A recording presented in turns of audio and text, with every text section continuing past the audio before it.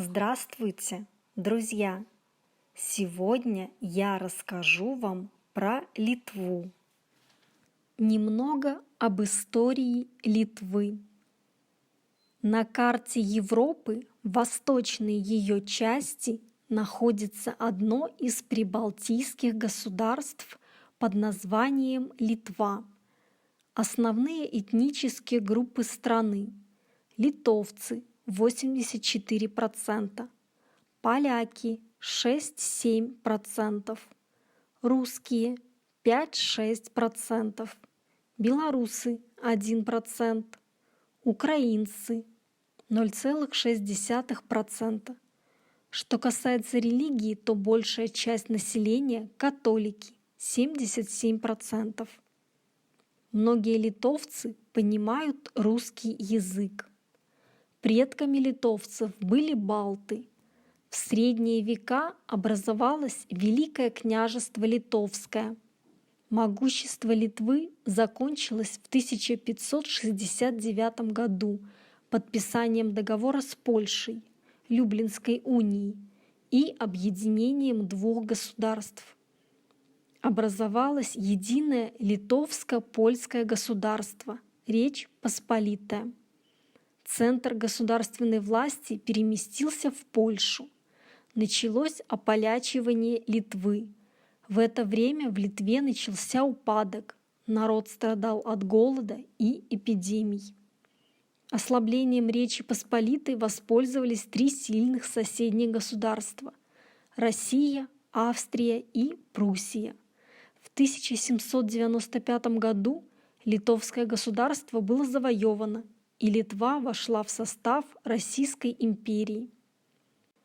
Первая мировая война, а затем и Октябрьская революция 1917 года ослабили и Германию, и Россию.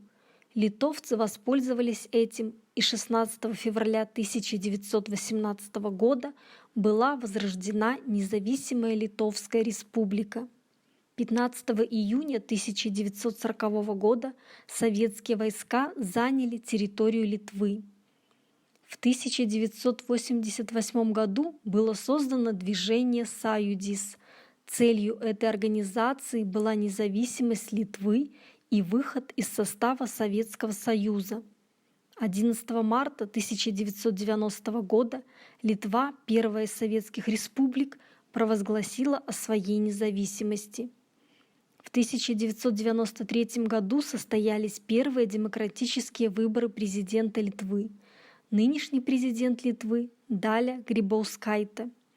1 мая 2004 года Литва вступила в Европейский Союз.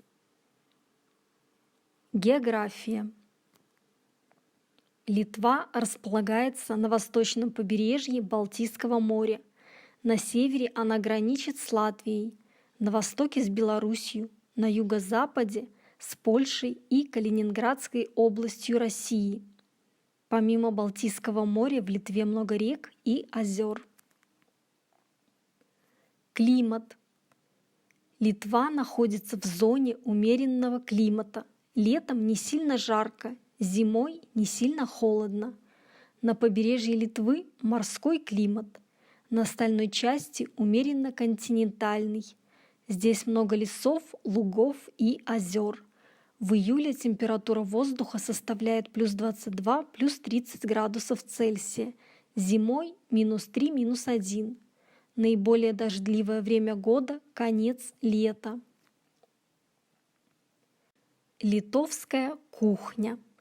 Из местных продуктов наиболее популярен картофель. Его отваривают и подают со сметаной, творогом и молоком или используют для приготовления картофельных блинов и клёцок, цепелинов. Пользуются популярностью мясные супы из капусты и красный борщ.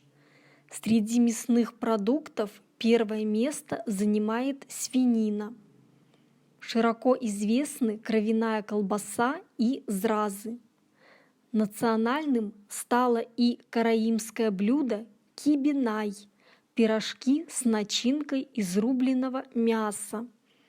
Литва славится своим хлебом, особенно темными сортами. Он долго сохраняет аромат и не черствеет.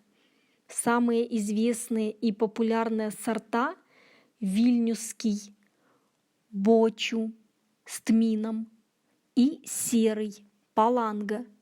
Известен оригинальный торт шакотис, приготовляемый по особой технологии на вертеле над огнем. Популярно жареное печенье хворост. Из напитков популярен квас. Из алкогольных различные настойки, водка, крупникас. Литва считается пивной державой. Производится множество сортов пива. Особенно известны крепкие сорта. Туристические центры. Литва – страна с богатой историей.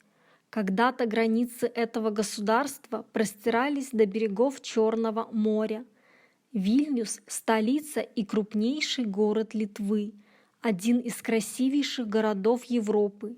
Основанный у слияния рек Нярис и Вильня, город окружен живописными лесистыми холмами. Старый город в Вильнюсе – главная достопримечательность страны. Башня Гедиминаса – символ города, находится на Замковой горе. Это старейший из упоминаемых в исторических хрониках замков Вильнюса. В Вильнюсе много церквей и костелов. Вильнюсский университет – один из старейших в Восточной Европе. Вильнюс также считается одним из крупнейших выставочных и музейных центров Европы. Тракай – древняя столица Литвы. Интересен островным замком, который считался одним из неприступных крепостей в Восточной Европе. Замок долгое время был резиденцией великих литовских князей. Сейчас в нем размещен Тракайский исторический музей. Отдельная гордость города – Национальный историко-культурный парк Тракай, общая площадь которого составляет 8000 гектаров. На территории парка расположено 2 заповедника и 10 культурных, ландшафтных и природных памятников, а также более 50 старинных зданий, множество археологических и архитектурных памятников. Каунас – второй по величине город Литвы, известен своей средневековой архитектурой, колокольными концертами, музеями. В городе стоит посетить Каунасский замок, Романский кафедральный собор Петра и Павла, церковь Витаутаса, костел Воскресения Господня, православный собор Благовещения.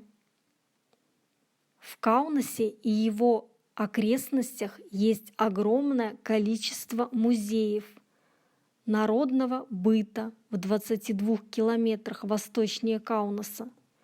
Знаменитый музей чертей, керамики, народной музыки, литовской музыки и другие. Паланга – самый большой курорт Литвы, предлагающий разнообразный отдых для всей семьи, отдых с детьми, молодежный отдых. Курортная зона города протянулась вдоль моря на 24 километра, и все это побережье занято белоснежными пляжами и дюнами. Вдоль пляжей растут сосны.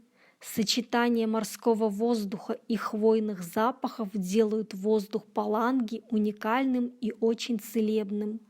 Кроме того, здесь расположен очень красивый ботанический сад, который был основан в конце XIX века графом Тышкевичем. В глубине ботанического сада стоит дворец Тышкевичей, в котором располагается музей янтаря. Здесь расположено множество кафе, ресторанов и таверн. Друскиненкай – небольшой уютный курорт на юге страны, в 130 километрах от Вильнюса. известный уникальными минеральными источниками и лечебными грязями.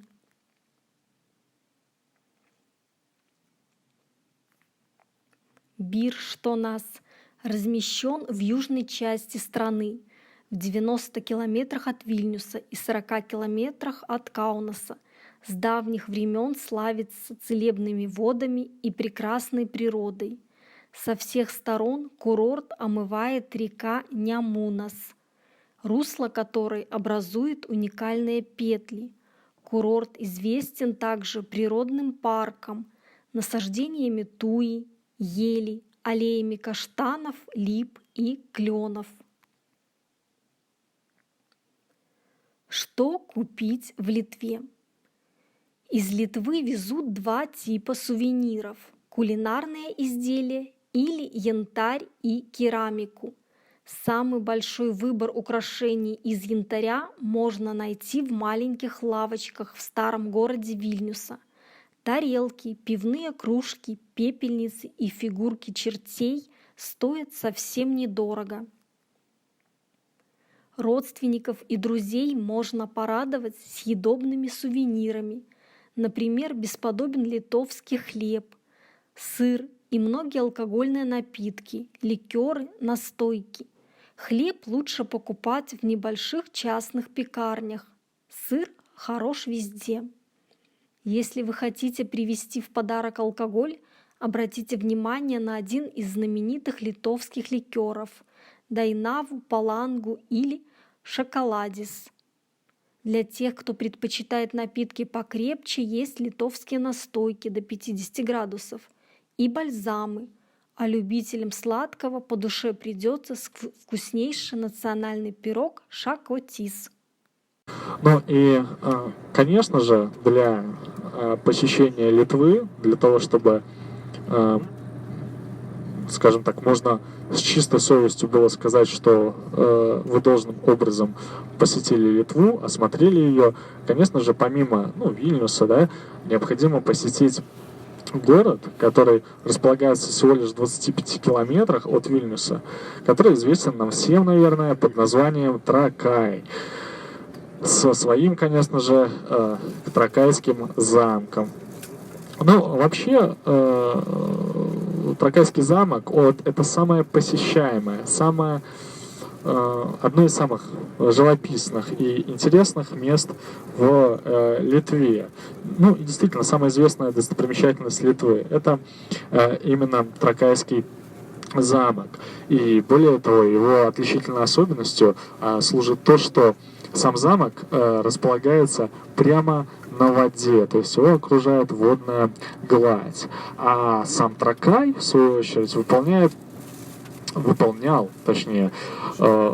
функцию самого главного форпоста древней столицы Великого княжества Литовского. Да, и вот уже на протяжении многих веков он возвышается над озерами. И главные озера, которые рядом с Тракайским замком располагаются, это озеро Гельвий и Лука.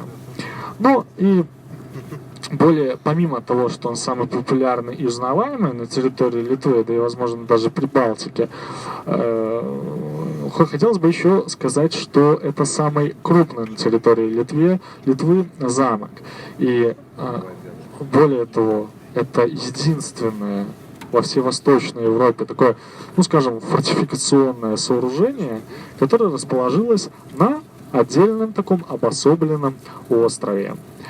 И вот Тракайская крепость, она всегда считалась одной из самых мощных еще в Восточной Европе. То есть подтверждение этих слов можно привести такой довод, что она ни разу не открыла свои ворота перед врагом. Так что вам просто необходимо оценить оборонительный потенциал Тракайского замка, я считаю, да, когда отдельно приедете в Литву. Ну и, конечно же, все эти факторы в совокупности с необычайной красотой самого замка и окружающей его природы, они обусловили, я бы сказал, такой необыкновенный интерес туристов, которые приезжают в эти места со всех сторон света. Более того, Тракай — это еще не только то место, где располагается одна из самых главных достопримечательностей Литвы, это еще столица такого этноса, да, столица всех караимов Литвы. То есть вообще караимы, наверное, слышали про такое этническое образование. Это, ну, потомки хазар. То есть и вот как раз-таки в Тракае в средние века размещалась резиденция правителей Великого княжества Литовского, и вот поэтому это еще больше усиливает значение этого места как туристического бренда, такой туристической дестинации, я бы сказал. Вот. Ну и по городу на самом деле идет всего лишь одна улица, она на протяжении 2 километров проложилась. И вот интерес представляет то, что по обеим сторонам этой улицы, пока вы движетесь в сторону замка, видна гладь озер и лодки местных жителей на берегу. То есть местные жители не только автомобильным транспортом пользуются, но еще и, видите, водным таким транспортом, собственным, личным. Ставьте лайк, если это видео вам понравилось, а также подписывайтесь на мой канал. Пока!